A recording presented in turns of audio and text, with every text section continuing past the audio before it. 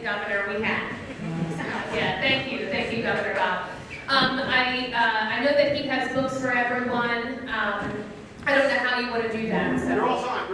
They're all signed? Okay, are they over? I guess they're here. So before you leave, make sure that you grab Trump 2.0. So that is the name of the book. So we're really excited to have that. I just want to say too, really quick, I am so humble. I am so grateful for these 3 years. I was a school teacher for 17 years and then became elected as county executive.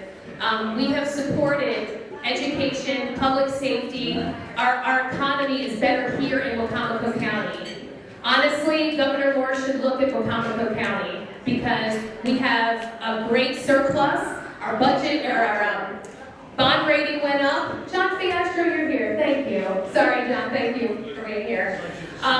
We are doing the right things. We are cutting the red tape. We are open to the business community. We are doing everything we can to make Wacomico County a better place. We have big plans for the next 4 years, so I hope I have your support for the next 4 years. And it is campaign season. It is campaign season. But before I get off this stage, there is one other person that needs to come up on the stage, and I'm sorry to call him out.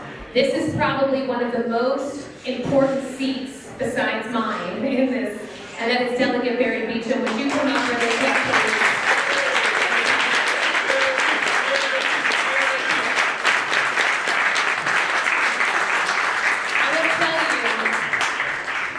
Delegate Carl Anderson went to the dark side. He went and joined the Wes Moore administration. Now, I will tell you, there is benefit of having Carl with him because he has the governor's ear, and that is good for Wacomico County.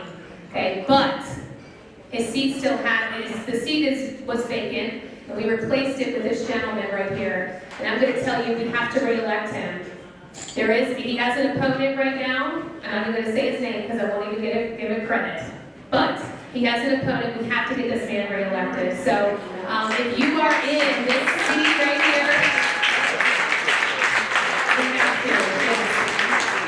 He has a fundraiser on November 1st at Redmond's Lodge. Please come out and support him. It's a saltwater social, so come on. But I'm going to hand the microphone over to Delegate Barry Beecham. So thank you so much.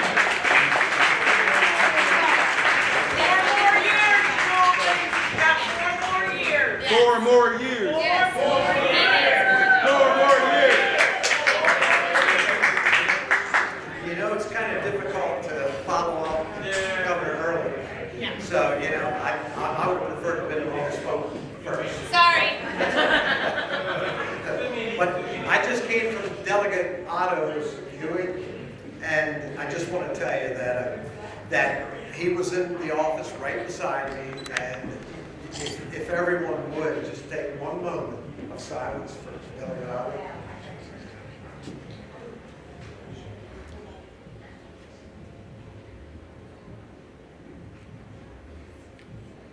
And thank you. I just want you to know that I don't take this position lightly, and I'm kind of caught off guard by speaking. Sorry, it's Wasn't my prepared. But my favorite county executive, and it's funny, you know, Julie has always worked really hard. The first week that she was in office, my wife and I, she came over to our house, and when she left, my wife and I looked at one another, and I was like, how did she get up to speed that quickly? From being a school teacher to county executive, we're talking about, you know, I mean, it's a considerable difference in, you know, job. But she, like, she had so much information, and I was just amazed at how she got up to speed that fast. You know, and when you see some of the critics, the same 10 that go before the county council, it drives us crazy because it's like when you're in the position, when you're in the driver's seat, that's a totally different business. It's kind of like the mayor, you know, my favorite mayor also.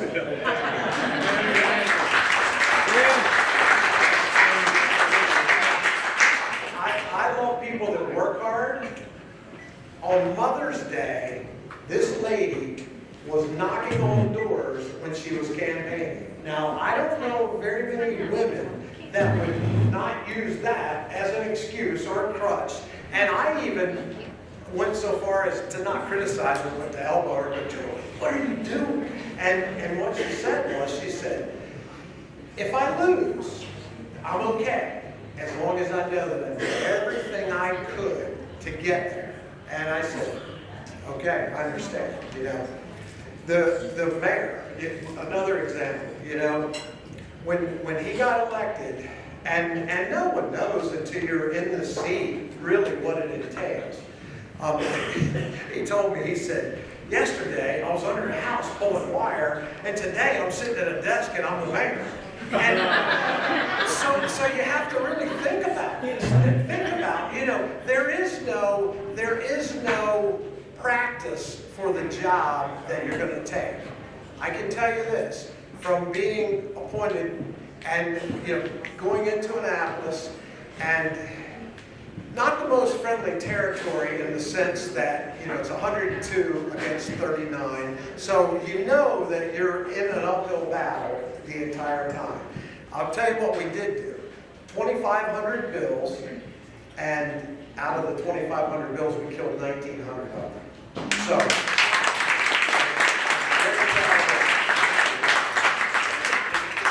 but when I say hard work pays off, I just want you to know that I don't know of anyone that has been elected that has ever worked harder than Julie Giordano. And I'm proud to not only call her my favorite county executive, I'm really proud to call her my friend.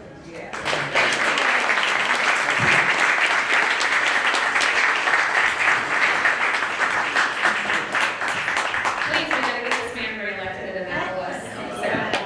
So, thank you, Barry, for those kind words. And he is right, and it is about hard work, and it is about putting forth 150% every single day. And it's hard.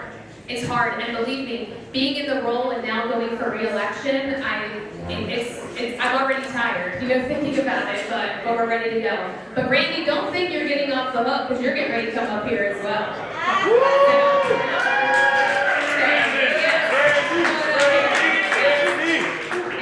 I just want to say really quick with Randy, one of the coolest things I got to do was go to our state party convention as part of the Central Committee, and I got to say, we got our first Republican mayor elected in the city of Salisbury, which was huge.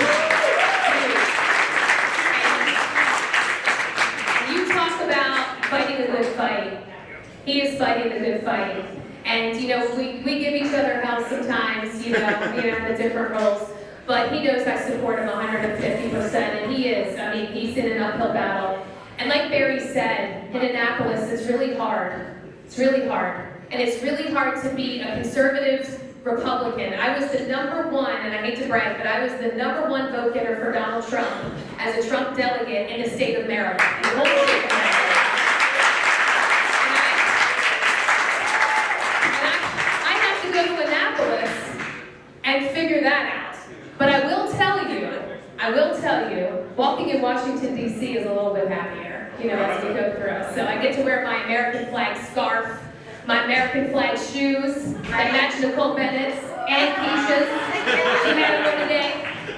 And we get to wear, I know you took them off, girl. I know they hurt our feet, but I didn't know you was wearing them, or else I would have done it. But we get to wear them loud and proud in D.C., and so it is. So we get to go recharge our batteries at home, and we get to recharge our batteries in Washington, D.C. It's tough in Annapolis. It's tough in Annapolis, but, you know, we are working the good fight. I do want to call our mayor up here, because, again, you talk about fighting the good fight. So Randy Taylor, come up here. Please, can we give him a round of applause?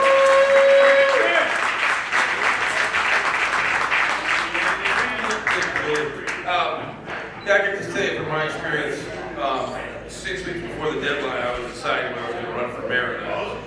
It was not on my things to do list. But I am glad I'm there. And the journey has been jagged and it's been tough. I came into office fighting on issues of bike lanes and traffic issues and pride walks and winning. And what? And winning. And winning, yeah, that's right. And everyone was mad at me. The council was mad because they didn't get the mayor they wanted, and the developers were mad they didn't get the mayor they wanted.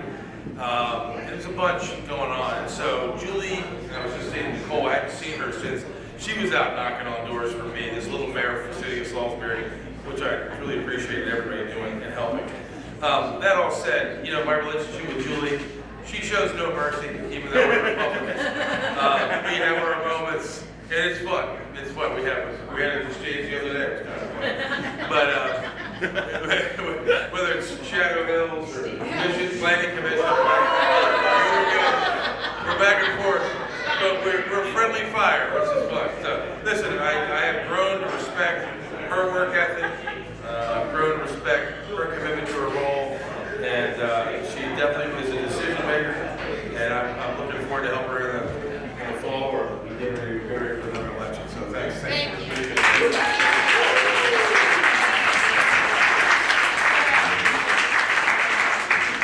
Please, if you have not eaten, please eat.